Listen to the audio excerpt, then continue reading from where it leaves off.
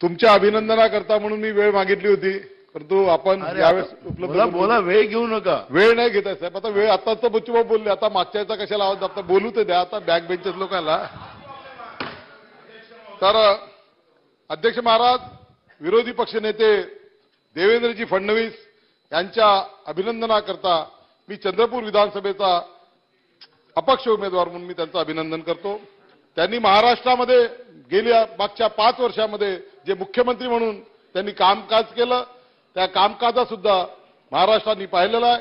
त्याच पद्धतीचं काम त्यांच्या माध्यमातून या नवीन जबाबदारीमध्ये सुद्धा होईल, याबद्दल माझ्या मनामध्ये काही शंका नाही आहे. निश्चितपणे विदर्भ हा वाघांचा सांभाळ करणारा जिल्हा आहे. विदर्भाच्या लोकांवर जी जी जबाबदारी जेव्हा जेव्हा मिळालेली आहे, ती जबाबदारी विदर्भाच्या लोकांनी समर्थपणे पार पाडण्याचा प्रयत्न केला आहे. नव्हे, ती जबाबदारी मोठ्या उंचीवर नेऊन ठेवण्याचं काम सुद्धा विदर्भाच्या जनतेच्या माध्यमातून झालेलं आहे. देवेंद्रजीच्या माध्यमातून सुद्धा या महाराष्ट्र विधिमंडळाच्या सर्व उच्च परंपरांचं पालन होत उत्तम प्रकारे त्यांचं कामकाज या सभागृहाला दिसेल.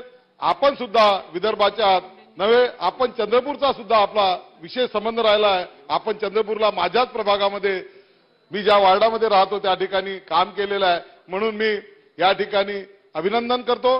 देवेंद्रजींचं या ठिकाणी मनपूर्वक अभिनंदन करतो. धन्यवाद.